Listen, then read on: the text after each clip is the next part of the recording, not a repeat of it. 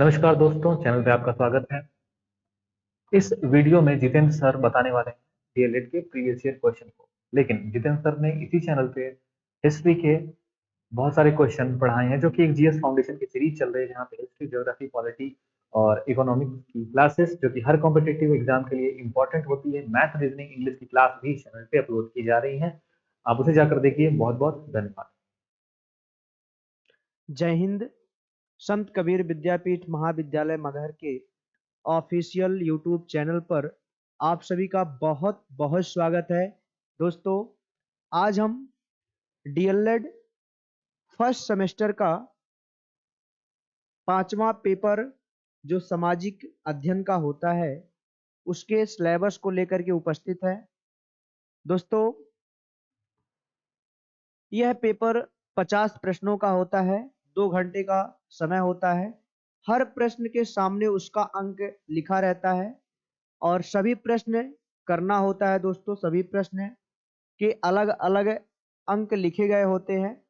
तो दोस्तों, हम लोग आज की क्लास में सिलेबस को डिस्कस करेंगे और इसका जो अगला क्लास होगा उसमें प्रीवियस ईयर में सन 2023 में जो बीटीसी फर्स्ट सेमेस्टर का पेपर हुआ था, 5th नंबर का सामाजिक अध्ययन का, दोस्तों उसके पेपर को हम लोग सॉल्व करेंगे।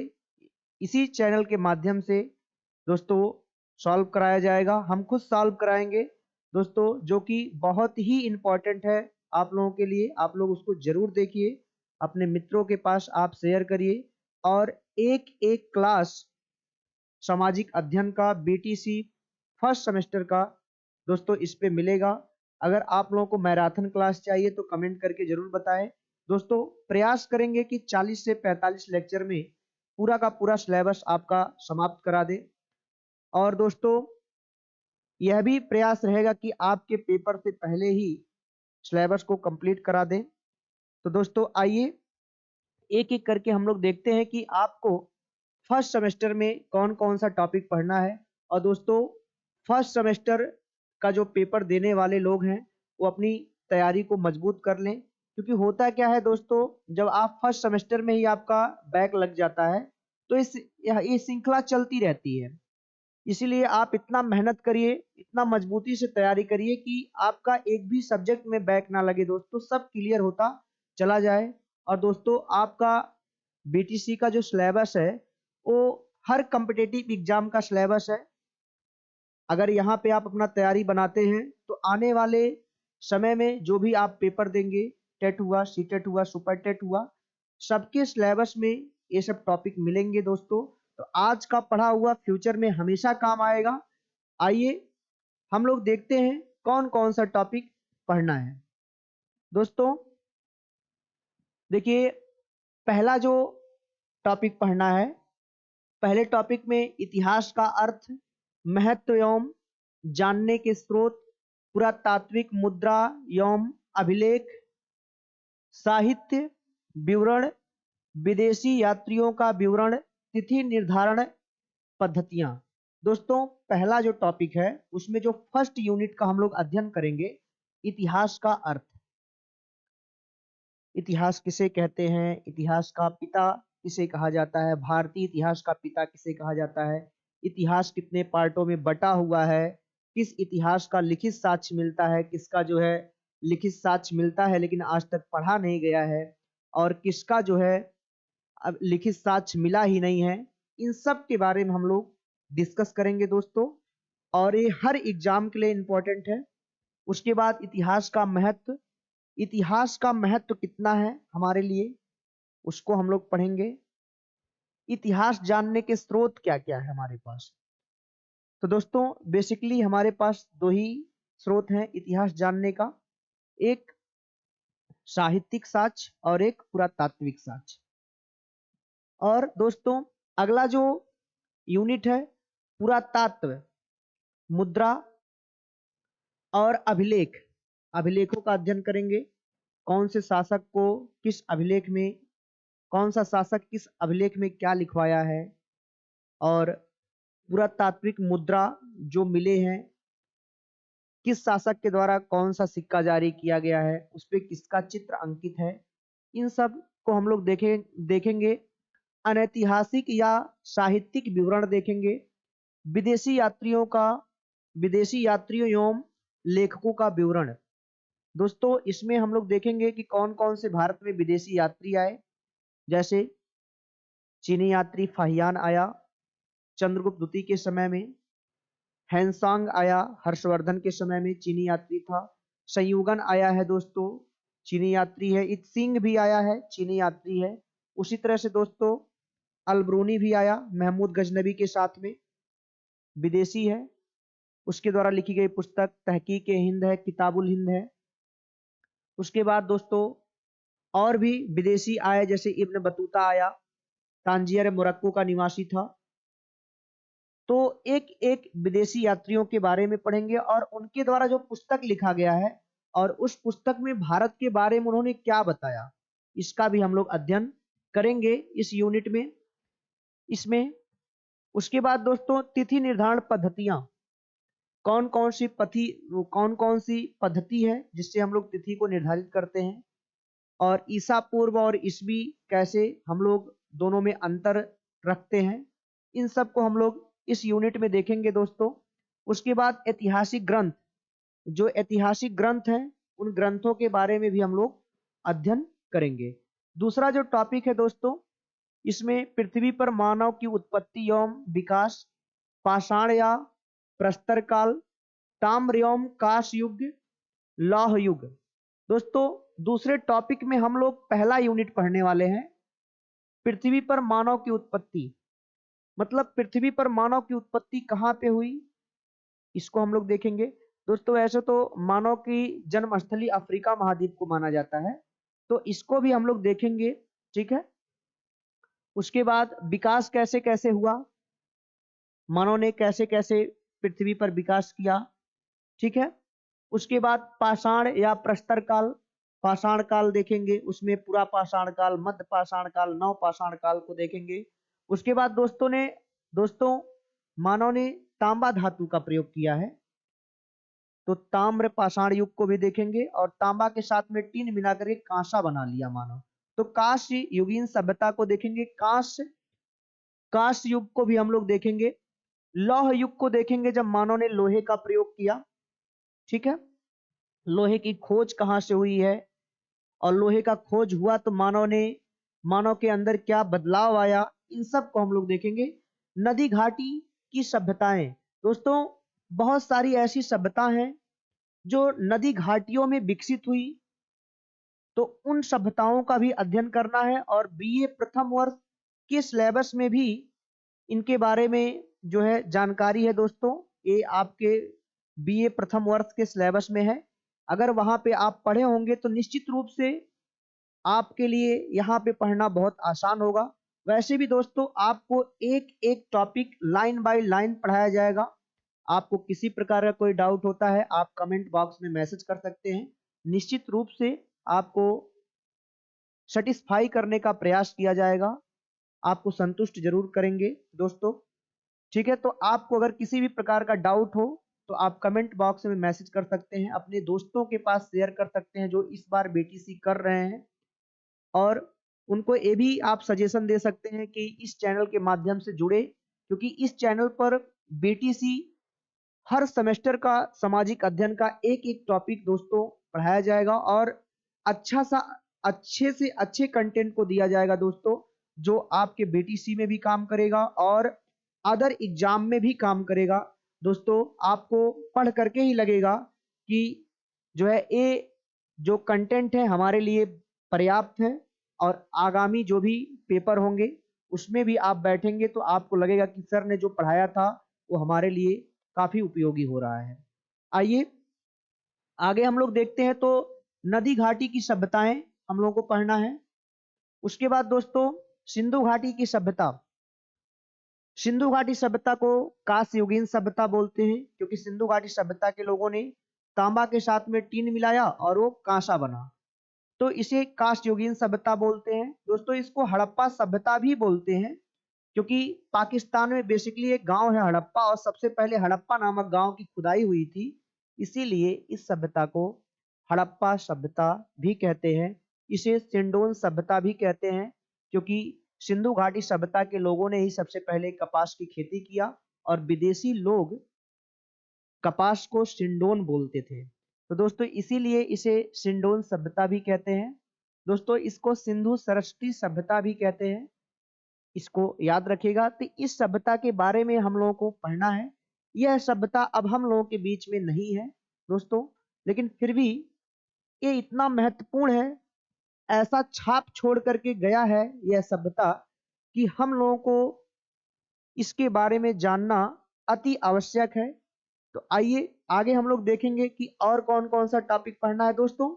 मेसोपोटामिया की सभ्यता पढ़ना है, और मिस्र की सभ्यता पढ़ना है, चीन की सभ्यता पढ़ना है।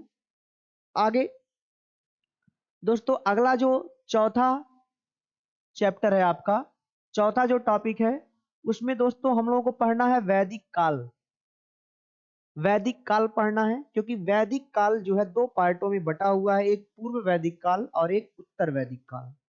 पूर्व वैदिक काल उसको बोलते हैं जिस जिस काल में ऋग्वेद को लिखा गया है, और उत्तर वैदिक काल उसको बोलते हैं जिसमें सामवेद, यजुर्वेद और अथर्ववेद को लिखा गया है, उसे उत्तर वैदिक काल बोलते हैं। तो दोस्तों दोनों काल के बारे में हम लोग पढ़ेंगे, वैदिक काल, ऋग्वैदिक अथवा पूर्व वैदिक काल। उसके बाद दोस्तों उत्तर वैदिक काल पढ़ेंगे। जैसे ही उत्तर वैदिक काल समाप्त होता है 6वीं शताब्दी ईसा पूर्व में, 6वीं शताब्दी ईसा पूर्व में पूरे उत्तर भारत को 16 महाजनपदों में बांट दिया जाता है। हर महाजनपद की एक राजधानी होती है और उस महाजनपद का एक राजा होता है। तो दोस्तों 16 महाजनपदों के बारे में पढ़ना है अगले टॉपिक में। 5th नंबर के टॉपिक में हम लोगों को पढ़ना है 16 महाजनपद के बारे में। 16 महाजनपदों का उल्लेख कहाँ मिलता है तो दोस्तों उसको हम लोग पढ़ेंगे। मगध साम्राज्य के बारे में पढ़ना है, सिकंदर का आक्रमण एवं उसका भारत पर प्रभाव। तो दोस्तों 16 महाजनपद पढ़ना है। प्रारंभ में भारत के प्रारंभिक 16 महाजनपदों का उल्लेख, मतलब 16 महाजनपदों का उल्लेख किस पुस्तक में मिलता है या कहां से इसकी जानकारी मिलती है, और वर्तमान में यह 16 महाजनपद किस किस क्षेत्र पे फैले हुए थे उसको हम लोग देखना है। और उन 16 महाजनपद में से एक मगध महाजनपद है, जो सबसे ताकतवर महाजनपद होता है, तो इस मगध महाजनपद को भी पढ़ना है। और दोस्तों जब मगध महाजनपद पर नंद वंश का शासक घनानंद शासन कर रहा था, तभी 326 ईसा पूर्व में सिकंदर का भारत पर आक्रमण हुआ था। और सिकंदर का भारत पर आक्रमण होने से भारत पर क्या प्रभाव पड़ा तो उसको भी हम लोग देखेंगे दोस्तों, ठीक है। उसके बाद अगला जो 6वां हम लोगों का टॉपिक है, उसमें हम लोग पढ़ेंगे उपनिषद काल, जैन एवं बौद्ध धर्म। दोस्तों उपनिषद का अर्थ पढ़ेंगे। जैन धर्म बौद्ध धर्म से पुराना है, तो सबसे पहले हम लोग पढ़ेंगे जैन धर्म, उसके बाद फिर पढ़ेंगे बौद्ध धर्म। बेसिकली इसमें हम लोग को दो ही धर्म के बारे में पढ़ना है दोस्तों, और वैसे तो बहुत सारे धर्म हैं, लेकिन आपके सिलेबस में दो धर्म हैं जो सभी प्रतियोगी परीक्षाओं के लिए बहुत महत्वपूर्ण है। 7वां टॉपिक हम लोग पढ़ेंगे सौर मंडल, ग्रह, उपग्रह, क्षुद्र ग्रह, आकाशगंगा एवं उल्का पिंड।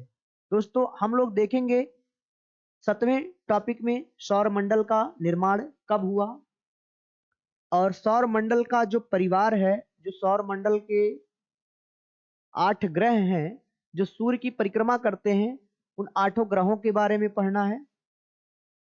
और ग्रहों का जो परिक्रमा करते हैं उपग्रह, उपग्रहों का अध्ययन करना है। कुल उपग्रहों की संख्या कितनी है, कौन कौन से ऐसे ग्रह हैं जिसके पास उपग्रह नहीं है, उसको भी हम लोग देखेंगे। क्षुद्र ग्रह जो छोटे छोटे ग्रह होते हैं, आकाश गंगा को देखेंगे, उल्काएं एवं उल्कापिंड और तारामंडल, इन सब टॉपिक का अध्ययन हम लोग इस टॉपिक में करेंगे दोस्तों। मानचित्र का अर्थ एवं दिशाओं का ज्ञान। दोस्तों मानचित्र का अर्थ हम लोग देखेंगे। 8वें टॉपिक में हम लोग मानचित्र का अर्थ देखेंगे, और मानचित्र के माध्यम से हम लोग दिशाओं का कैसे पता लगाते हैं, दिशा का ज्ञान हमको कैसे होता है, तो उसको भी हम लोग देखेंगे। ठीक है। उसके बाद दोस्तों मानचित्र चित्रण, मानचित्र का पूरा अध्ययन करेंगे, पूरे वर्ल्ड के मैप का अध्ययन करेंगे, उसमें 7 महाद्वीप, 5 महासागर का भी अध्ययन करेंगे दोस्तों। और यह सब सभी प्रतियोगी परीक्षाओं के लिए बहुत महत्वपूर्ण है दोस्तों। और एक एक करके आपको क्लास मिलेगा दोस्तों। यहाँ पे देखिए, अक्षांश एवं देशांतर रेखाएं क्या, कितनी और क्यों। 9th नंबर का जो टॉपिक है, इसमें हम लोगों को अक्षांश रेखा और देशांतर रेखा के बारे में पढ़ना है। कुल कितनी अक्षांश रेखाएं होती है, सबसे छोटी अक्षांश रेखा कहाँ पे होती है, सबसे बड़ी अक्षांश रेखा कहाँ पे होती है, अक्षांश रेखाएं कैसे खींची जाती है, इनको हम लोग देखेंगे। देशांतर रेखाएं कैसे खींची जाती है, कुल देशांतर रेखाएं होती कितनी हैं, क्या वास्तव में पृथ्वी पर देशांतर रेखाएं होती हैं, क्या वास्तव में पृथ्वी पर अक्षांश रेखाएं होती हैं, कि ये सिर्फ ग्लोब पर खींचे गए रेखा है, एक काल्पनिक रेखा है कि वास्तविक रेखा है, इसके बारे में भी हम लोग जानेंगे दोस्तों।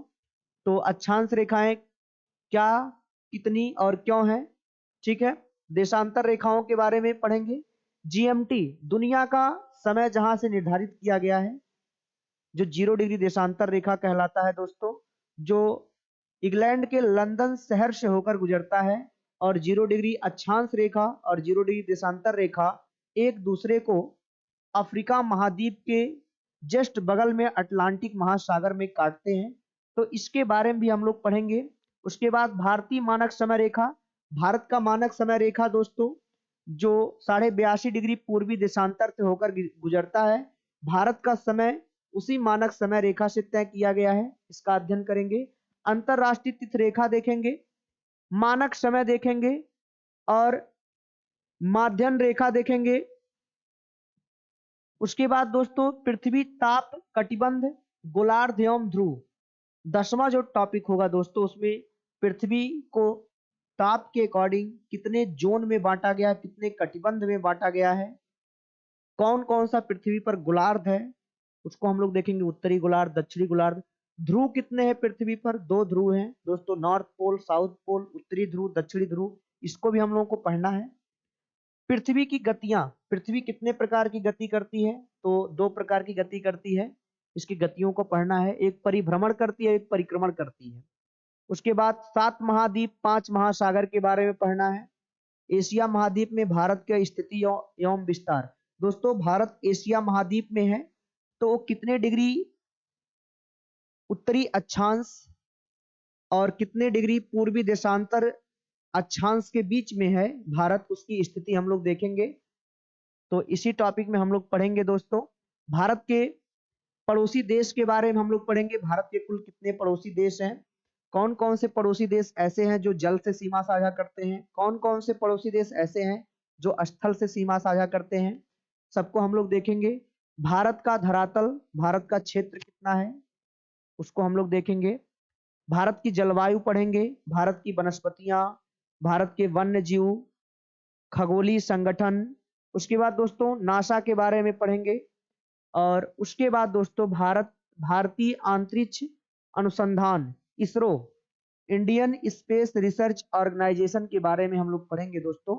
जो इसरो है वो भारत की एक संस्था है, और जो नासा है दोस्तों ये अमेरिका का एक संगठन है दोस्तों। आगे हम लोग देखते हैं, अगला जो टॉपिक हम लोगों को पढ़ना है दोस्तों, ग्रामीण एवं नगरीय जीवन। ग्रामीण एवं नगरीय जीवन में पहला यूनिट पढ़ना है, ग्रामीण जीवन की शैली, नगरीय जीवन की शैली, ग्रामीण जीवन, पंचायती राज व्यवस्था, ग्राम पंचायत, क्षेत्र पंचायत, जिला पंचायत का गठन एवं कार्य, नगरीय जीवन, नगर पंचायत, नगर पालिका परिषद, नगर निगम का गठन एवं कार्य। दोस्तों हम लोग ये भी देखेंगे कहाँ पे नगर निगम है, कहाँ पे नगर निगम नहीं है, इन सब को हम लोग देखेंगे। जनपद स्तरीय प्रशासन, जनपद स्तर पर प्रशासन कैसे होता है, कानून व्यवस्था, भूमि व्यवस्था, नागरिक सुविधा और विकास, शिक्षा व्यवस्था, स्वास्थ्य व्यवस्था, सुरक्षा व्यवस्था, इन सब को दोस्तों हम लोग देखेंगे। आगे हम लोग देखते हैं, अगले टॉपिक में हम लोग पढ़ेंगे दोस्तों यातायात एवं सुरक्षा, सड़क यातायात के नियमों एवं संकेतों की जानकारी। सड़क पर जो संकेत लगे होते हैं उसके बारे में हम लोग जानेंगे दोस्तों इस टॉपिक में। सड़क दुर्घटना से बचाव हेतु सावधानियां, क्या क्या सावधानी हमको बरतना चाहिए, किस तरफ से हमको हमेशा चलना चाहिए, ठीक है। रेलवे क्रॉसिंग के संकेतों की जानकारी हम लोग जानेंगे। रेल यातायात करते समय सावधानियां, क्या क्या सावधानी बरतना चाहिए रेलवे में यात्रा करते समय। यातायात संकेतों की जानकारी हम लोग देखेंगे। उसके बाद दोस्तों जो अगला टॉपिक होगा उसमें हम लोग पढ़ेंगे जो पहला यूनिट है अर्थशास्त्र का परिचय, अर्थशास्त्र का अभ्युदय, विभिन्न अर्थशास्त्रियों के दृष्टिकोण में अर्थशास्त्र, प्रसिद्ध अर्थशास्त्रियों का अर्थशास्त्र में योगदान, इन सब टॉपिक को इसमें हम लोग पढ़ेंगे। उसके बाद दोस्तों हम लोग लास्ट जो है 14 नंबर का टॉपिक पढ़ेंगे जो अंतिम टॉपिक होगा। इसमें हम लोग पढ़ेंगे सबसे पहले पहला जो इसमें फर्स्ट यूनिट होगा 14 नंबर के टॉपिक में राष्ट्रीय आय। राष्ट्रीय आय के बारे में पढ़ेंगे। प्रति व्यक्ति आय, सकल घरेलू उत्पाद, शुद्ध घरेलू उत्पाद, दोस्तों इकोनॉमिक्स से संबंधित है। सकल राष्ट्रीय उत्पाद, शुद्ध राष्ट्रीय उत्पाद,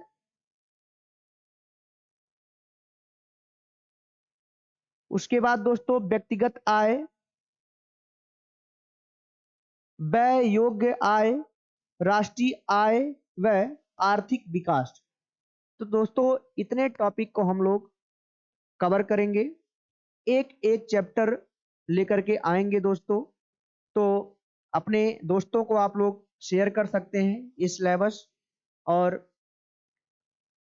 एक एक क्लास हम लेकर के आएंगे दोस्तों, अपने दोस्तों के पास भेज सकते हैं क्योंकि जल्द ही अगला जो क्लास होगा वो दोस्तों सन 2023 में जो पेपर हुआ है फर्स्ट सेमेस्टर का उसको दोस्तों हम लोग डिस्कस करेंगे और एक एक टॉपिक हम लोग पढ़ेंगे। तो ठीक आज के लिए इतना ही, जल्द ही मिलेंगे अगले क्लास के साथ। धन्यवाद।